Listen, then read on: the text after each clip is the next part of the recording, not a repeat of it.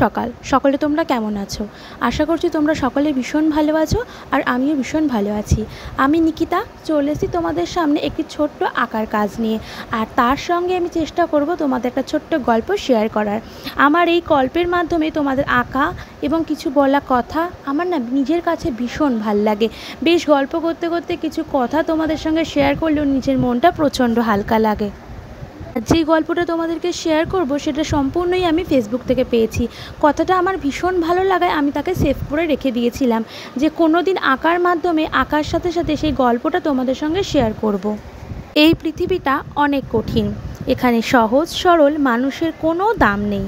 যতদিন আপনি কারোর বাজে ব্যবহারের বিপরীত তার মুখের উপর উচিত জবাব দিতে না শিখবেন, ততদিন মানুষ আপনাকে অপমান করেই যাবে।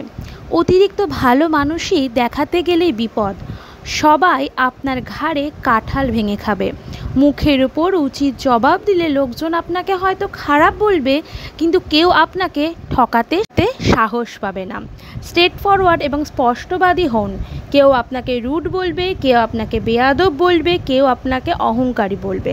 তাতে বলুক, মাঝে মাঝে নিজের আত্মসম্মানটা বজায় রাখতেও একটু রুড, অহংকারী, বেয়াদব হওয়া ভালো।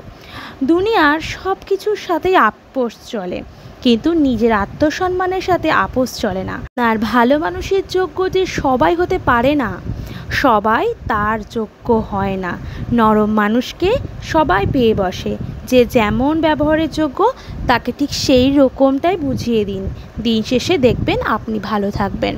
কে খারাপ আর ভালোকে ভালো বললে আপনি হয়তো সবার চোখে একটু খারাপ হবেন ঠিকই, এতে কিন্তু আপনি ভালো থাকবেন। ফেসবুক থেকে এই পাওয়া কথাগুলো মন ছুঁয়ে যাওয়ায় তোমাদের সামনে আমি গল্পের মাধ্যমে শেয়ার করলাম।